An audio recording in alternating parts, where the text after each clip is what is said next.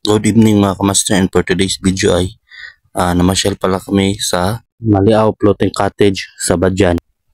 So bali ang Maliaw Floating Cottage pala ay located sa Maliaw, Badyan, Cebu. Bali doon kayo dadaan sa may boardwalk sa sports complex ng Maliaw. Sa gilid nun nandun ang boardwalk. Sa dulo nun ay may gate at may opisina ng DNR at may nakaparada na mga barko, mga yacht para gamitin sa paghatid sa cottage sa dagat, yung nasa gitna talaga ng dagat na cottage, nasa gitna na talaga ng dagat. So nung last pala akong nagpunta doon, hindi ko alam kung bakit may ganyan. Akala ko yung mga yan ay personal na gamit ng DNR office, bali sa kanila lang yan. Yun pala, yung purpose pala niyan ay yan pala yung pagsasakyan ng mga tao na gustong yung mga tao na lumadayo at pupunta sa Maliaw Floating Cottage. So yan pala yung purpose no, na may bangka dyan. So yan pala yung sinakyan namin, yung nakita nyo na color blue na bangka. Dyan kami sumakay papunta ng ng Floating Cottage. So yan, kami mga pinsan ko, tsuhin ko, at ako, marami kami diyang nakasakay. Pupunta kami sa floating cottage na dyan, na yan, ng mga oras na yan. So yan, bali naghihintay na lang kami na paanda rin yung yung bangka na yan. So bali yung bangka pala na yan ay may makina yung bangka na yan, hindi siya mano-mano. Kasi kung makikita nyo, medyo malaki siya na klase na bangka, hindi yung bangka na normal lang na pandagat na panghuli ng gamit ng mga mangingisda. Yan ay ginawa talaga para pagsakyan ng mga tao, para kung halimbawa may mamamasyal dyan nila isinasakay at hinahatid sa cottage ng gitna ng dagat. So ang ganda pala doon, kaso lang hindi ako naligo kasi nga masyado nang malalim yung tubig na yun, kasi nga nasa gitna na ng dagat at hindi ako marunong lumangoy. So yan, bali nung pagdating ko doon ay nakaupo lang ako, nanonood lang ako sa mga pinsan ko na naliligo. At tinatanaw ko rin yung mga bundok, yung mga isla, kasi nga kitang-kita na doon yung mga isla ng Badyan Island. So ang ganda na, masaya naman siya, sulit naman yung pagsama ko sa mga pinsan ko, sa mga uncle ko, kasi nga minsan lang kami magkita-kita kasi nga nasa malayo sila.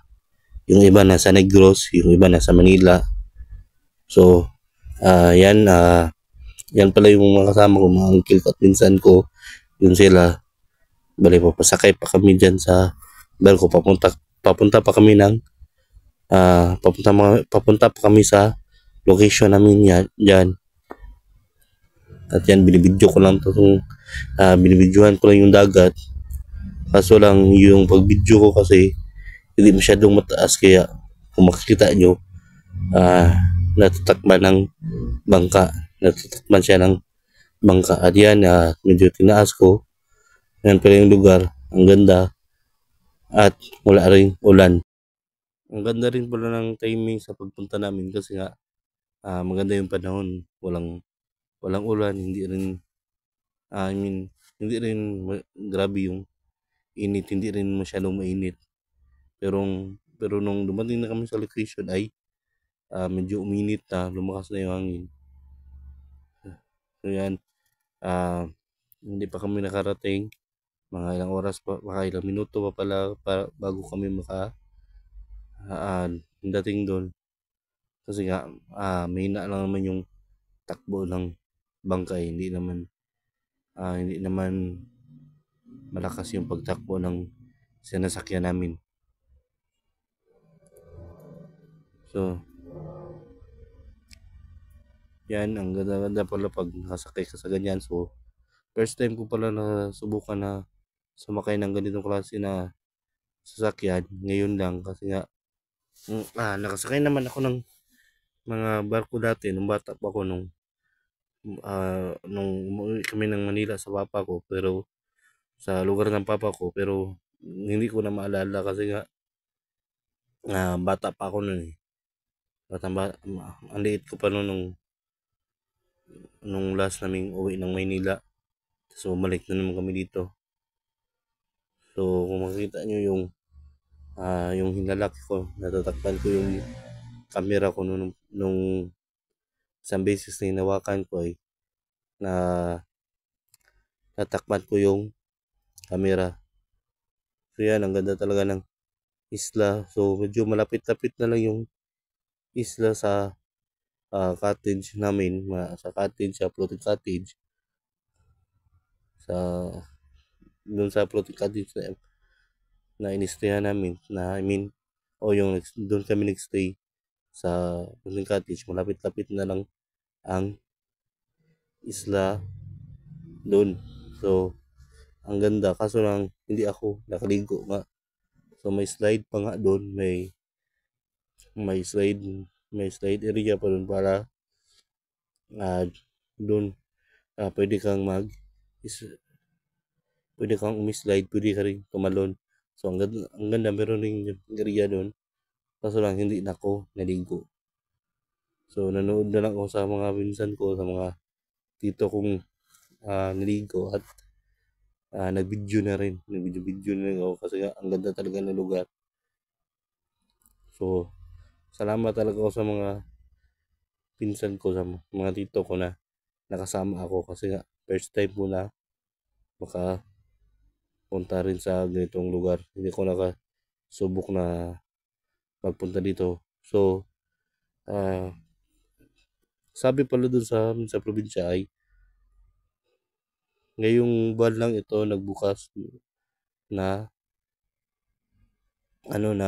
floating cottage sa Maliaw. Ngayon lang talaga tong I mean, siguro ngayon lang talagang araw or ngayong buwan lang, ngayong linggo lang talaga nila binuksan. So, ang saya naman talaga pag nakasakay ka sa bangka, maganda naman siya. Yan, binibidyo ko lang yung dagat. Binibidyohan ko lang yung mundo. So, kung makikita nyo sa video ko, yung video ko na nakasteady lang sa dagat at bundok. At yan pala yung cottage na pumunta namin. Malaki naman siya, pero ang ginamit nila sa paggawa dyan ay purong kawayan.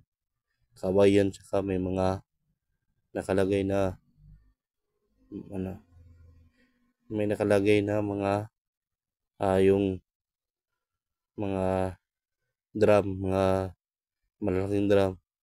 So yan nakaabot na pala kami. So paakyat na kami dyan. So yan pala yung husband ng pinsan ko. So ang ganda ng lugar. Ganda talaga lugar. Maraming tao rin nagpunta dito. May mga ibang tao rin na nagpunta dito.